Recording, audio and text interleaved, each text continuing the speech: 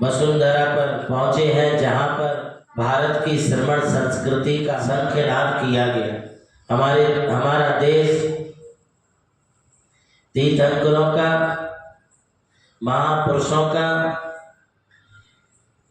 ऋषि संत महात्माओं का देश है। हमारा देश अध्यात्म त्याग प्रधान, अहिंसा प्रधान देश है। यह देश किन्हीं नेताओं के कारण, किसी सरकार के कारण, शासन और प्रशासन के कारण नहीं, बल्कि हमारा भारत देश आज तक जो चला है वो महापुरुषों के कारण अथवा ऋषि संत महात्माओं के कारण हमारा देश चलता आया है। इस देश को आज विश्व का जगत गुरु कहा जाता है, इसलिए नहीं कि यह देश समृद्ध है, इसलिए नहीं कि यह देश आज बहु संख्या में या जनगणना में बहुत आगे है, बल्कि इसलिए हमारा भारत आज विश्व गुरु के रूप में भी माना जाता है। तो इसलिए कि यहाँ पर श्रमण परंपरा के संत और गुरु विराजमान रहते हैं। और महावीर से लेकर के अधुना वर्तमान संप्रति आज तक कभी भी हमारे यहाँ पर ऋषि मुनियों का अभाव नहीं हुआ। एक समय था कि जैसे सम्मेद शेखर जी के दर्शन करना हमारे लिए बहुत कठिन था। दक्षिण में गोमतेश्वर बाहुबली भगवान के पास पहुंच पाना बहुत दुर्लभ था, एवं धबला जय धबला, महाधबला जैसे सिद्धांत ग्रंथों का सुनना और उनका दर्शन पाना बहुत दुर्लभ था। उसी प्रकार से इस देश में ऋषि मुनि संत महात्माओं के, आचार्यों के दर्शन करना भी बहुत दुर्लभ था। दुर्लभ जरूर था, किंतु शेखर जी शरणबेल गोला अथवा हमारे सिद्धांत त्रय ग्रंथ हमारे लिए मुश्किल से दर्शन होते थे। उसी तरह से इस दक्षिण देश के मध्य भाग में आज जिसे हम दक्षिण महाराष्ट्र कहते हैं, वह दक्षिण महाराष्ट्र का एक भाग ऐसा था कि यहाँ पर बिरले कोई साधु संत महात्मा विचरण करते थे, और जब वो दीक्षा लेते थे, संन्यास धारण करते थे, ऐसे अरिहंत परमेष्ठी को, तीर्थंकरों को अथवा सिद्ध क्षेत्रों में विराजमान कुलभूषण देशभूषण जी भगवान को साक्षी मान करके उनके समक्ष ही संसार शरीर भोगों से वैराग्य पाकर केश नौचों का उत्पादन करके, केश नौच करके, सारे वस्त्र आदि परिग्रह त्याग करके दिगंबर मुनियों की दीक्षा धारण करने की परंपरा इस देश में बनी रही। और उस परंपरा में सर्वप्रथम यदि किसी ने इस दिगंबरत्व के लिए एक पहचान दिलाने का कार्य किया तो वो अंकलीकर मुनि कुंजर आचार्य श्री आदि सागर महाराज। वे सिर्फ तभी श्रावकों के बीच में पहुंचते थे जब 6 दिन के पश्चात, 7 दिन के पश्चात जब आहार के लिए उठते थे, तब वे श्रावकों के बीच पहुंचते थे। वे इसी ऊद गांव से जन्मे और उन्होंने इस ब्रह्मनाथ, पुरातन ब्रह्मनाथ मंदिर को साधना स्थली बनाया। उस समय यह एक जंगल का रूप हुआ करती है। जब पहली बार यहाँ पर आए तब यहाँ पर चारों तरफ कोई भी बस्ती नहीं थी। कई किलोमीटरों तक पूरा खाली पड़ा हुआ स्थान था। ऐसे स्थान पर आचार्य आदि सागर जी महाराज तपस्या करने के लिए बैठते थे। हफ्ते में एक बार आहार को जाना, जो भी आइटम लेना वो एक ही आइटम लेते थे, पानी के अलावा एक ही आइटम लेते थे। यहाँ बताया जाता है कि यदि वे आम लेते थे तो आम का रसी भरपेट लेते थे, या दूध लेते थे तो सिर्फ दूध ही लेते थे, खारक लेते थे तो सिर्फ खारक खाकर के ही 7 दिन तक भी गुजारा करते थे। बाकी दिन यहाँ पर बैठ करके वो तपस्या करते रहते थे। कभी कभी उन्होंने आसपास के गांव में विहार भी किया, वे भोज भी गए, बोरगांव भी गए। उन्होंने बेड़की, हाल सदलगा, दत्तवाड़, दानवाड़ आदि छोटे छोटे से गांव खेड़ों में भी उन्होंने विहार किया। उसके बाद लोगों के मन में भी एक उत्सुकता जागी कि ऐसे मुनियों के दर्शन हमारे लिए हो रहे हैं और हम भी इस प्रकार की मुनि अवस्था को प्राप्त करें। चारित्र चक्रवर्ती ग्रंथ में पंडित प्रवर श्री सुमेरचंद दिवाकर ने इस बात का उल्लेख किया है कि कभी कभी आदि सागर महाराज भोज नगरी में आहार के लिए जाते थे। चारित्र चक्रवर्ती के यहाँ गृहस्थ जीवन में थे, तब वो सत्यगोंडा नाम के सत्यगोंडा पाटिल नाम से वो प्रसिद्ध थे। आहार होता था, आहार के पश्चात वे उन्हें गांव के बाहर छोड़ने जाते थे। तब दूध गंगा, भेद गंगा जैसी नदियों में पानी काफी रहता था, इसलिए महाराज को वो कंधे पर बैठा कर नदी पार कराते थे। पार कराते समय सत्यगोंडा पाटिल ने कहा कि आचार्य श्री, हम आपको नदी पार करा रहे हैं, बदले में आप हमारे लिए भव पार करा देना। आज भी हमारे इस देश के विश्व नायक आचार्य प्रथमाचार्य चारित्र चक्रवर्ती शांति सागर जी महाराज के नाम से प्रसिद्ध हुए। वे चारित्र चक्रवर्ती हम सब लोगों के लिए मुनि परंपरा के जनक बने। इधर आचार्य आदि सागर जी महाराज किसी भी महोत्सवों में जाना, किसी भी बड़े आयोजनों में जाना, शहरों में जाना पसंद नहीं करते थे। वे एकांत स्थानों में ही आनंद लेते थे, शांति और त्याग तपस्या का अनुभव करते थे। महेंद्र कुमार सिंह फिरोजाबाद से मात्र 20 साल की उम्र में उन्हें आचार्य अंकलीकर आदि सागर जी महाराज के दर्शन इसी स्थल पर हुए और पहले दर्शनों में वो इतने अभिभूत और इतने उत्सुक हो गए, प्रेरित हो गए, शरीर पर पड़े हुए वस्त्र उन्हें परिग्रह से जानने पड़ने लगे। उन्होंने आचार्य आदि सागर को निवेदन किया, गुरुदेव अब मुझे इस भाव से पार दिलाने वाली जैनेश्वरी दीक्षा प्रदान करें। तब इसी स्थली पर आचार्य आदि सागर महाराज ने उन्हें दीक्षा दे करके मुनि महावीर कीर्ति जी महाराज बनाया। आप देखिए, इधर वो मुनि बने। कुछ वर्षों के बाद आचार्य आदि सागर जी की समाधि की भावना हुई। तब समाधि की भावना के समय और भी अनेक आचार्य संघ तब तक उद्भूत हो चुके थे, प्रकट हो चुके थे। तब चारित्र चक्रवर्ती आचार्य शांति सागर जी महाराज भी उनकी समाधि के समय यहाँ उपस्थित हुए। भारत गौरव आचार्य रत्न देशभूषण जी महाराज भी उस समय यहाँ उपस्थित हुए और ऐसे बड़े बड़े आचार्यों के संग सानिध्य में उनकी समाधि का निमित्त बना। उस समाधि के पहले अपना ये उत्तरदायित्व में किसे सौंपूं या सोच करके अपने योग्यतम शिष्यों में आचार्य श्री महावीर कीर्ति जी महाराज के लिए इसी स्थान पर उन्होंने आचार्य पद सौंप करके उन्हें आचार्य पदारूढ़ किया। ये वो पावन भूमि, ये कुंज जो वन है।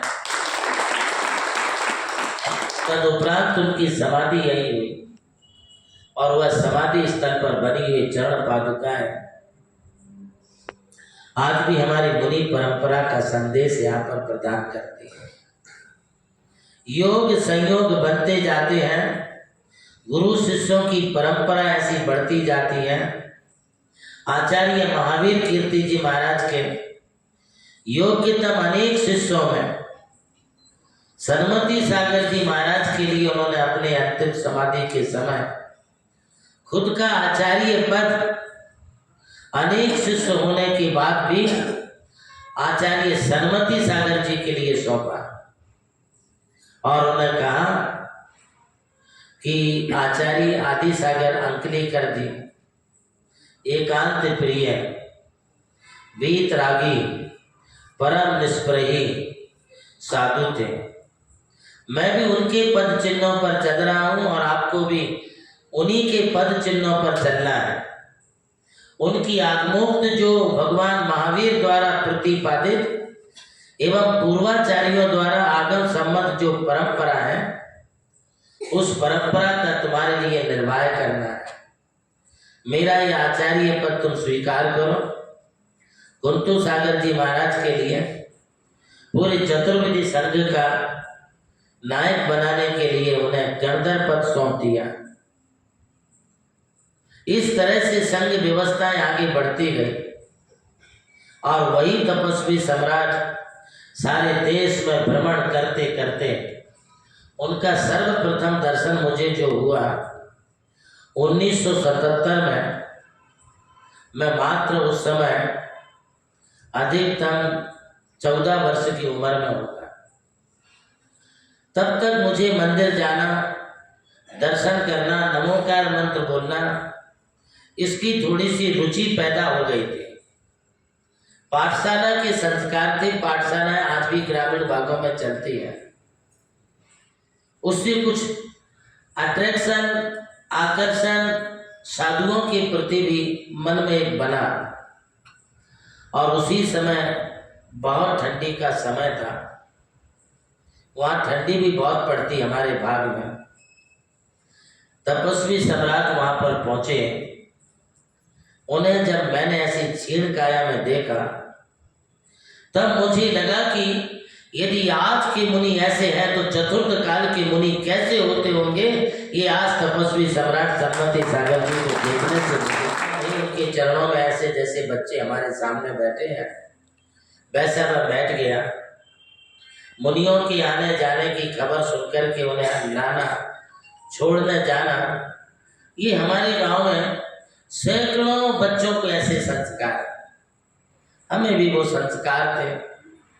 कुछ दिन का प्रवास करने के बाद आचार्य महाराज अपने संघ के साथ नैनागिर के लिए बिहार किए।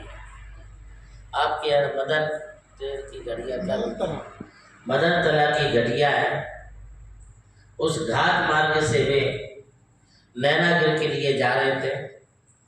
किंतु एक टाइम में जाना बहुत कठिन है, बीच में एक टप्पा लेना पड़ता है, कहीं तो विश्राम करना पड़ता है। हम वहाँ तक उन्हें छोड़ने के लिए गए कुछ बच्चों के साथ। उस समय तक हमारे यहाँ पर इतनी बसों की, गाड़ियों की, कोई मोटर गाड़ी, रिक्शा आदि की कोई सुविधाएं नहीं थी। करीब 10-12 किलोमीटर जाने के बाद शाम हो गई। आचार्य महाराज तो एक किसी किसान के घर में रुक गए। हम सब 8-10 बच्चे थे। आचार्य श्री को कहा, आचार्य श्री हम लोग भी वापस जाते हैं। तो उन्होंने कहा, बेटा रात हो गई, ये 12 किलोमीटर का रास्ता तुम कैसे तय करोगे? जंगली वातावरण, वहाँ पर शेर, व्याघ्र, रीछ आदि ऐसे जंगली जानवर भी हैं। उन्होंने कहा मत जा बेटा। मैंने कहा आचार्य महाराज नहीं जाएंगे तो माँ बाप ढूंढेंगे और उनको फिक्र होगी। रात में उनको भी इधर आने के लिए कोई साधन नहीं है, हमारे लिए भी कोई साधन नहीं है। किंतु आप मुझे आशीर्वाद दीजिए कि हम सब बच्चे सुरक्षित अपने घर पर पहुंच जाए। ना बैटरी, ना कोई लाइट, ना कुछ। किंतु ऐसी ही चांदनी रात थी, चंद्रमा की किरणों से धरती प्रकाशित हो रही थी। कुछ हमारे साथ सन्मति सागर जी का भी ज्ञान प्रकाश हमारे साथ था। उन्होंने कहा बेटा तुम जाते हो, जाओ, तुम्हें कुछ आता है? मैंने कहा हाँ महाराज मुझे आता है। बोले क्या आता है? मैंने कहा नमोकार मंत्र आता है और भक्तांबर स्तोत्र आता है। तो उन्होंने कहा बेटा जाओ भक्तांबर स्तोत्र शुरू करो और जहां तक तुम भक्तांबर स्तोत्र बोलते रह सकते हो उसे आप 2 बार 3 बार बोलते जाना, और बाद में यदि नहीं बोला गया तो नमोकार मंत्र बोलते जाना, तुम सुरक्षित अपने घर पर पहुंच जाओगे। ओम जी। मैं वहां से करीब 7:30 बजे निकला होगा। रात को 10 बजे हम लोग, मैं अकेले को भक्तांबर आता था, बाकी सब बच्चे सिर्फ नमोकार मंत्र ही बोल सकते थे। और भक्तांबर बोलते बोलते बोलते घाटी उतर करके फिर नीचे उतरे, तब जान में जान आई कि चलो हम अब अपने गांव से बहुत नजदीक आ चुके हैं, और वो गांव के नजदीक पहुंचने का मार्ग एवं हमारे लिए रास्ता दिखाया। तो सिर्फ गांव जाने के लिए नहीं बल्कि मोक्ष मंजिल जाने का मार्ग उन्होंने सबको दिखाया। आचार्य विमल सागर जी का तुरंत आना हुआ। उनके सामने मैंने एक निवेदन रखा, वो प्रश्न का उत्तर देते थे, डायरिया रखी जाती थी, मैंने भी डायरी रखी उस समय, और उनके सामने एक प्रश्न लिख के रख दिया, गुरुदेव मैं संसार में कुछ कर पाऊंगा या नहीं? तब उन्होंने अपने प्रश्न के उत्तर में लिख करके रख दिया कि तुम इस संसार के एक अच्छे मुनि बनकर के आत्म कल्याण के साथ तुम जगत का कल्याण करो। मेरे मन में कहीं से कहीं तक भी मुनि बनने की अभी तक बात ही नहीं थी। उस 14-15 साल की उम्र में कौन ये सोचेगा। चलो ये बात भी हो गई। उसके बाद पुनः 1999 में 1900 नहीं अपन नैना गिरते हैं 1999 में फिर हमारे लिए तपस्वी सम्राट में तब तक मुनि बन चुका था, माने मुनि था क्या, आचार्य था मैं तो। और बोले देवनंदी अरे तू अभी यही है, देख मैं बुंदेलखंड में आ गया हूँ, अब तुम मेरे साथ प्रवास करता। मेरे साथ में 18 साधु थे। मैंने आचार्य महाराज की बहुत भक्ति की, सेवा की, बहुत प्रेरणा दी उन्होंने, तू भी थोड़ा सा तपस्या कर। किंतु तपस्या करना ये कायरों का नहीं, वीरों का काम होता है, जिनके मन मजबूत होते हैं वे ही कर सकते हैं। मैं आज तक उनकी तपस्या का नाखून के बराबर भी अनुकरण नहीं कर पाया। मुझे रोज खाने को लगता है, मुझे रोज अच्छा लगता है, मुझे रोज चौकी में पड़गाया जाना चाहिए, ऐसा मुझे प्रतीत होता है। एक बार आहार लूंगा, किंतु लूंगा मनसोक्त आहार लूंगा, और आहार लेने के बाद अपना ज्ञान ध्यान स्वाध्याय एवं धार्मिक प्रवचन आदि के कार्य मैं निरंतर करता रहता हूँ। ये उस बार मिला। फिर तीसरी बार मैं फिर उनसे शरण बिलगुला में मिला। उसके पहले 1981 के अभिषेक हुआ, तब भी हमारी मुलाकात 1999 की बात तीसरी बार की है। चौथी बार फिर हमारी मुलाकात जो है 2010 में उमरवाड़ में मिली। बोले बहुत देरी कर दी बेटा, मैं तुझे कितना बुलाता रहा, यहाँ की प्रतिष्ठा के लिए भी मैं तुम्हें कितना बुलाया। मैंने कहा गुरुदेव गुरुओं की आज्ञा के समक्ष शिष्य कुछ भी नहीं कर सकते हैं। बोले कोई बात नहीं। तब भी उन्होंने कहा थोड़ी बहुत तपस्या तो प्रारंभ कर, हो जाएगी। शुगर 500, 550, 600 शुगर रहती थी। आचार्य श्री ने कहा कोई बात नहीं, तू ज़्यादा से ज़्यादा मट्ठा लिया कर, मट्ठे दूध से मट्ठा तुम्हारे लिए अच्छा है, और उससे तेरी शुगर थोड़ी सी लेवल बनी रहेगी। महानुभावों, आज ऐसे तपस्वी सम्राट के वो हमारे अंतिम दर्शन थे, और उस अंतिम दर्शन को करने के बाद उन्होंने एक ही बात कही, जा इधर तक आया है तो कुंजवन जा करके वहां पर तू दर्शन ले, और वहां की दर्शन लेकर के अपनी आत्मा को ये भावना भाव कि अपनी जो आचार्य आदि सागर महाराज अंकलेकर की जो परंपरा, उनकी त्याग तपस्या, उनकी जो साधना है वो हमारे भी जैसे लोगों में बनी रहे, ये वहाँ पर तुम प्रार्थना करना। और वो दर्शन हमने यहाँ पर लिए। हमारे इस ट्रस्ट के पुरातन ब्रह्मनाथ मंदिर के ट्रस्टी एवं अध्यक्ष श्री सुशील जी पाटिल साहब और उनके साथियों ने लगातार सेवा का भाव रखा। हम जब कभी भी इधर आए, इस भाग में आए, हमें कभी ऐसा महसूस नहीं होने दिया कि आप अकेली हैं। हमारे सुशील पाटिल और उनके सारे ट्रस्टी और उनके मित्र वर्ग ने दूर दराज, हम आसपास 50-100 किलोमीटर पर कहीं भी रहे तो आकर के उन्होंने सदैव साथ दिया और हमेशा यहाँ पर लाने का प्रयास किया। किंतु आज वो अवसर हमारे लिए प्राप्त हो पाया। कहते हैं ना कि काल लब्धि के बिना और पुण्य संयोग के बिना ऐसी परम पवित्र भूमियों के दर्शन नहीं होते हैं। आज ये दर्शन होना मैं अपना एक सौभाग्य समझता हूँ।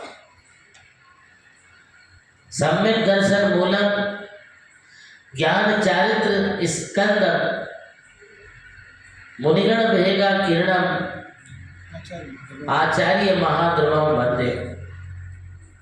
आज इस भूमि पर आने के बाद हमने जब अत्यंत प्राचीन भगवान महावीर स्वामी ब्रह्मनाथ एवं पद्मावती माता के दर्शन किए तो मैं भाव विभोर हो गया। हमारे संघ नायक आचार्य अंकलेकर आदि सागर जी की चरण छत्री पर चरणों के दर्शन करके मन प्रफुल्लित हो गया एवं उनके द्वारा प्रतिष्ठापित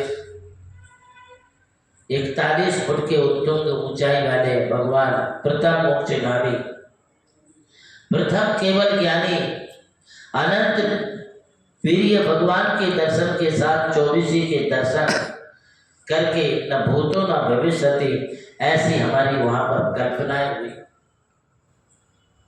पदम प्रभु के दर्शन, नीचे गुफा मंदिर के दर्शन, गुरु मंदिर में गुरुओं के दर्शन, ये सब होने के साथ साथ आज इस क्षेत्र की कायाकल्प करने वाले अंतर्मना आचार्य प्रसन्न सागर जी महाराज को मैं याद किए बिना रह नहीं सकता।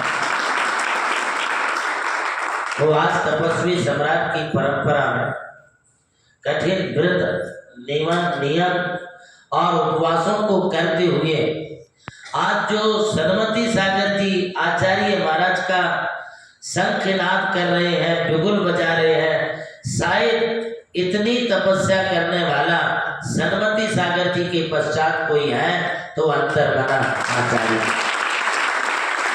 उनको कहाँ से अदम्य शक्ति, साहस, धैर्य ये प्राप्त होने के साथ उनके पास अदम्य शांति भी है, पैसेंस भी है। इतनी अचूक तपस्या करते हैं किंतु चेहरे पर इतनी सिकुड़न नहीं है। हमारी बहनें, हमारी बेटियां, हमारी बहुएं उपवास करते, कोई सुहाग दशमी का करते, कोई कांची बारस करते, कोई अनंत का करते, कोई ऋषि पंचमी का करते, किंतु दोपहर तक इनके चेहरे कुमला जाते हैं, पांव लड़खड़ाने लगते हैं। सूरज ढल जाने के बाद इनकी उठने की, चलने की हिम्मत खत्म हो जाती है और सुबह भोर होने के पहले इनके लिए उकाली और चाय तैयार हो जाती है। किंतु अंतर्मना के चेहरे पर आप जब कभी भी देखेंगे, खाए हैं तो, नहीं खाए हैं तो, यदि कहीं उनका वास्तव है तो और कहीं प्रवास कर रहे हैं तो आज विहार करते हुए भी वही तेज, वही ओरा, वही आभा और वही प्रभावली आज भी उनके चेहरे पर चमकती है। उस प्रभाव के कारण आज तुम्हारे उज्जवल अतिशय क्षेत्र का जो कायाकल्प हुआ है, उन्होंने अपनी स्वर्ण जैसी तपस्या से इस क्षेत्र को स्वर्ण से मंडित कर दिया, महिमा मंडित कर दिया। क्या भगवान महावीर स्वामी की बेटी,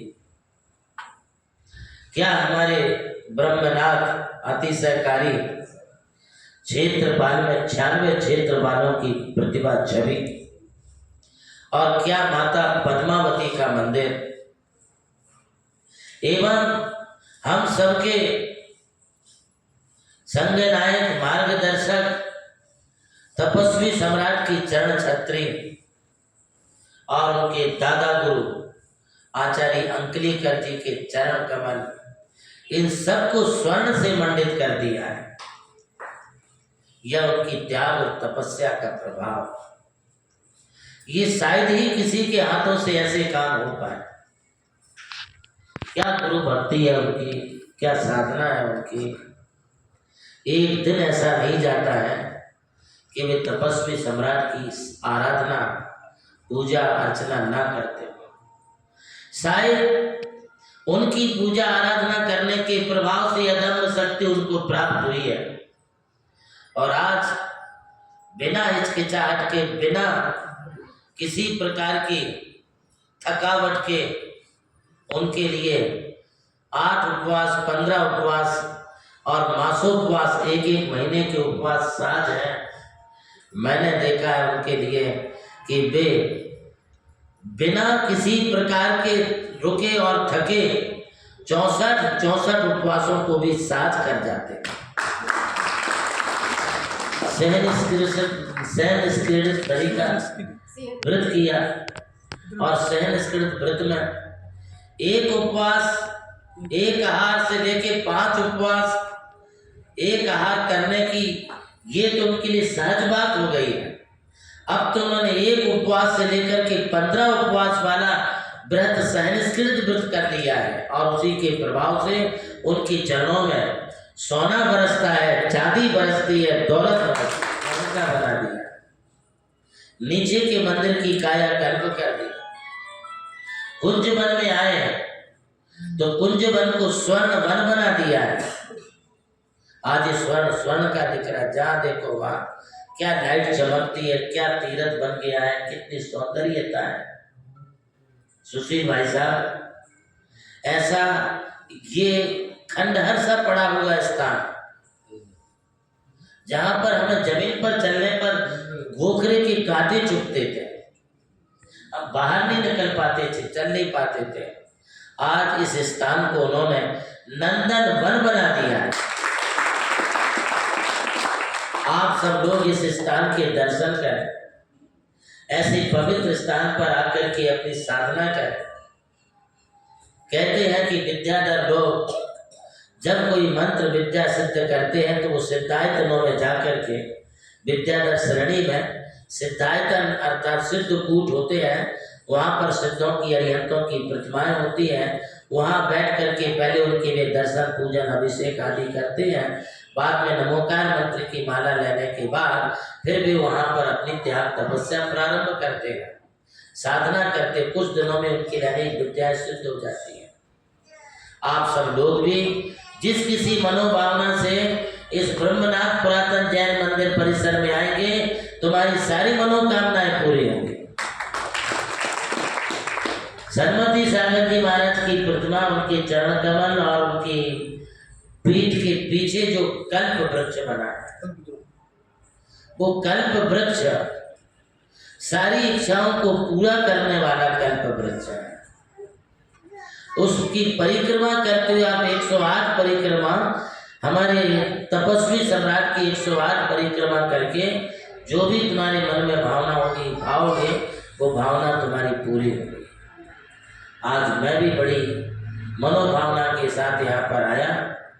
महावीर भगवान के लिए ब्रह्मनाथ क्षेत्रपाल एवं पद्मावती के लिए निवेदन करने के पश्चात मैंने तपस्वी सम्राट श्री सन्मति सागर जी महाराज के श्री चरणों में अपना श्रीफल अर्पित किया है और उनसे प्रार्थना की है कि हे भगवान, हे गुरुदेव, हे तपस्वी सम्राट, आप जैसी साधना हम सब में आवे और आपके प्रभाव से हमारे नमोकार तीर्थ का आगामी 2026 में 6 फरवरी से 13 फरवरी तक आयोजित पंच कल्याण प्रतिष्ठा महोत्सव में सारे संत साधु वहाँ पर पधारे, सारे आचार्य पधारे और सभी एक ही वृक्ष जैसे डालियां बन के, फूल बन के, फल बन के, पत्ते बन करके सारे नमोकार तीर्थ को महकाए। हमारा कार्यक्रम सानंद निर्विघ्न संपन्न हो, ये मंगल भावना से हमने वहाँ पर श्रीफल अर्पित किया है। बहुत रही, पधारना है, पधारना है, पधारना है।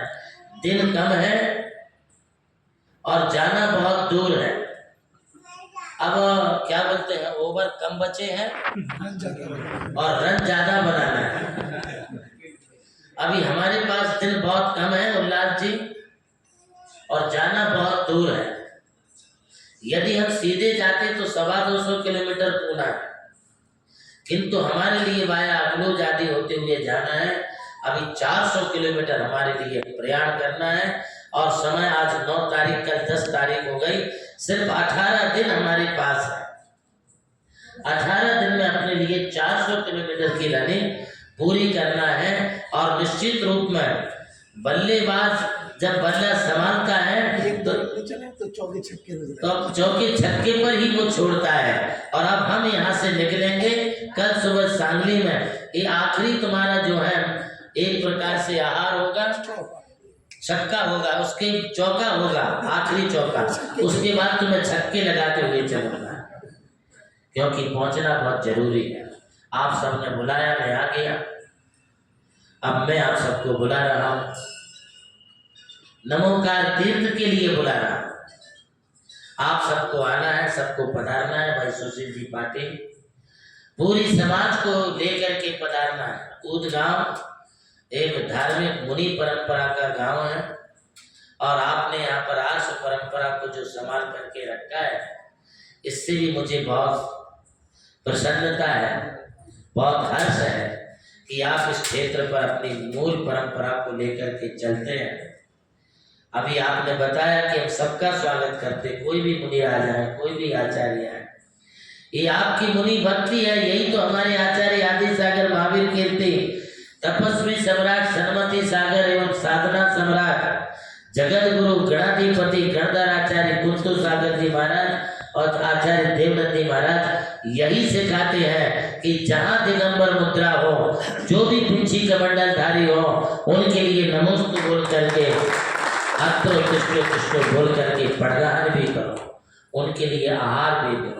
किंतु अपनी मूलभूत जो आत्मोक्त क्रियाएं भगवान महावीर स्वामी ने हमें बताई है, उनसे अपने लिए कभी दूर नहीं होना, क्योंकि भगवान महावीर ही हमारे मार्गदर्शक हैं, और वे ही इस युग के अंतिम शासन नायक, मोक्ष प्रणेता है। भगवान महावीर कभी गलत नहीं हो सकते, भगवान महावीर स्वामी का उपदेश गलत नहीं हो सकता।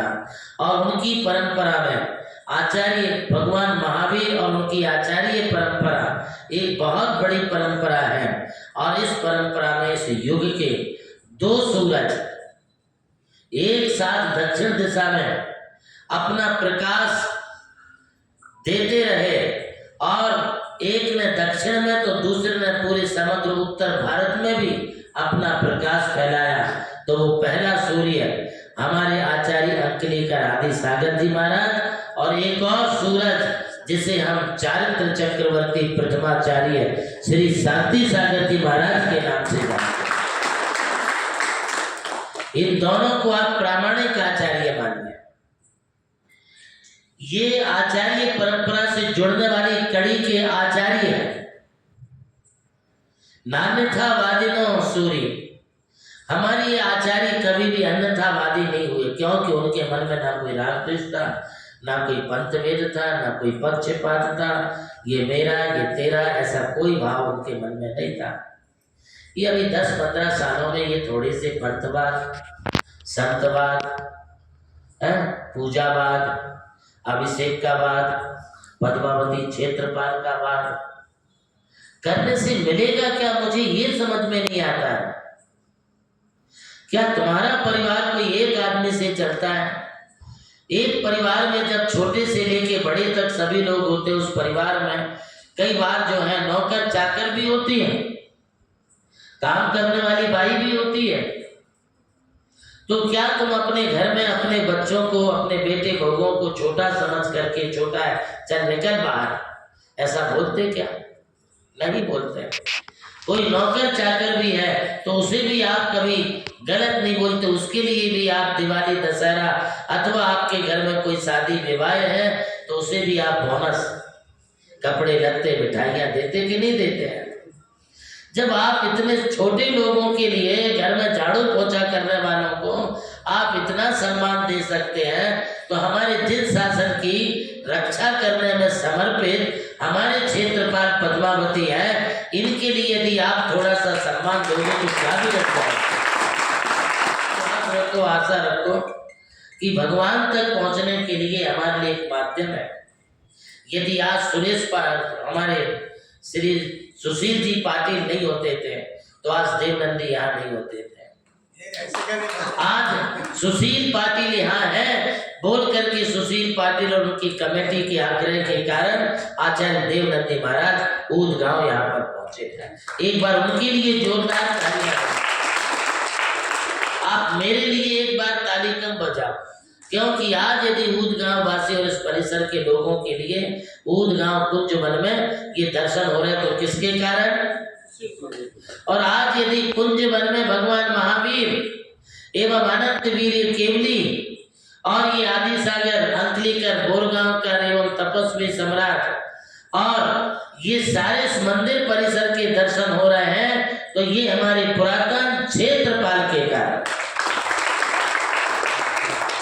यदि ये क्षेत्रपाल नहीं होते थे तो आज ये क्षेत्र इतना विकसित नहीं होता। किसका अतिशय है? ये कैसे प्रेरणा मिली? अंकलीकर को ऐसा क्यों लगा कि यही आना चाहिए? महावीर कीर्ति जी को ऐसा क्यों लगा ओम जी कि यही दीक्षा लेनी चाहिए? तपस्वी सम्राट को ऐसा क्या लगा कि यहाँ आकर के उन्होंने चातुर्मास करने चाहिए? ये सब प्रेरणा देने वाले, करने वाले, कराने वाले हम और आप नहीं हैं। ये सब करने और कराने वाले जिन शासन के रक्षक हमारे देवी देवता, ये ब्रह्मनाथ क्षेत्रपाल। सबका समय आता है, ध्यान रखिए। आप बोलेंगे इतने दिन तक क्या हमारे ब्रह्मनाथ जी सोते रहे? सोते नहीं रहे, वो बाट जोहते रहे, लोगों को जगाते रहे। हमारे क्षेत्रपाल ब्रह्मनाथ सोए नहीं थे।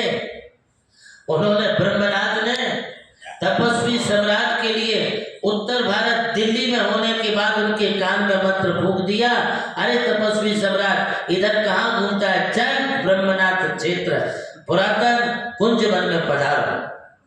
और फिर आप निमंत्रण देने नहीं गए थे, आप लोग बुलाने नहीं गए थे वहां तक, तब तक वो यहाँ आ चुके थे।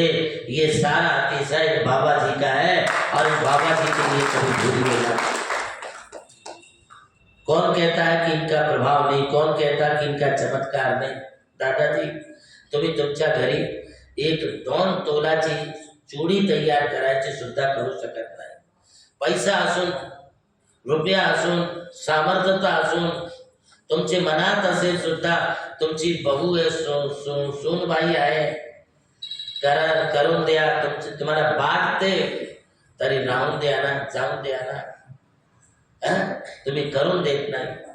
पण आज इथे एवढे सारे सोना लग गया है, चांदी लग गई है, 200 किलो के ऊपर चांदी लगी बाबा जी अंदर।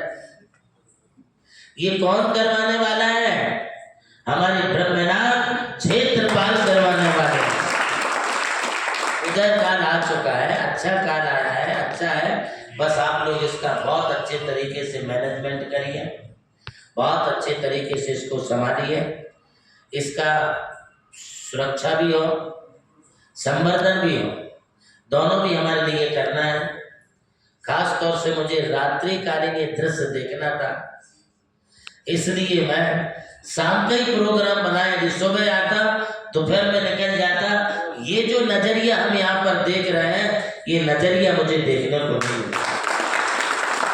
मैं तो सभी यात्रियों से, भक्तों से यह कहूँगा कि जिन्हें भी आना है, भी शाम को 6 बजे के बाद ही कुंज बनाए, फिर इसके दर्शन लें।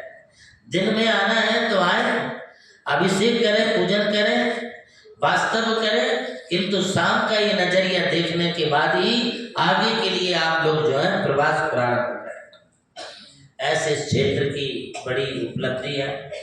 हमने क्षेत्रों पर बहुत व्यवस्थाएं देखी, यात्रियों की देखी, भक्तों के लिए देखी है।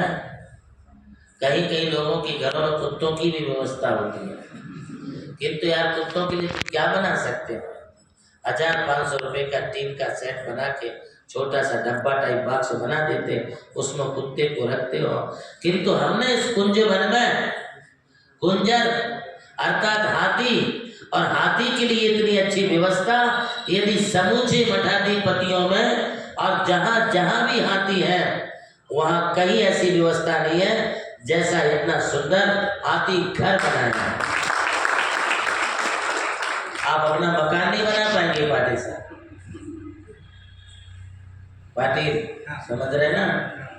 तो आप अपना घर नहीं बना पाएंगे, हाथी के लिए इतना सुंदर स्थान बना। चलो ये सब चीजें बहुत अच्छी हैं। मैं तो देख के दंग रह गया, मैंने कहा वो कौन सा मंदिर बना होता है? किंतु ओम जी वो मंदिर नहीं है, वो 2 नंबर 1 नंबर और 2 नंबर का स्थान है, जहाँ पर 1 नंबर और 2 नंबर के स्थान इतने सुंदर हो सकते हैं। वहाँ के कमरे कितने अच्छे बने और क्षेत्र कितना अच्छा बना। मैं सबकी बहुत बहुत सराहना करते हुए सबके लिए बहुत बहुत आशीर्वाद देता हूँ। और पुनः एक बार आप नमो कार्तिक पर पढ़ाए नाम है, आपको एक प्रतिमा पर आपका नाम आएगा, प्रतिमा विराजमान कर्ता के रूप में आपका नाम होगा, 3.25 फुट की प्रतिमा होगी। दूसरा लाभ है आप सौधर्मेंद्र बनेंगे। तीसरा लाभ है आपको माता पिता भी आपके परिवार से होगा। और चौथा लाभ है आपका कुबेर भी आपके ही परिवार से होगा। ये चार चीजें आपके लिए वहां पर प्राप्त हो सकती हैं। बसंत यदि आपके मन में ऐसा लगता है कि चलो मैं अपने परिवार से सौधर्मित्र, माता पिता और कुबेर तीनों बनकर के इस प्रतिमा की पूरी पंच कल्याण प्रतिष्ठा आप पूरी खुद करेंगे।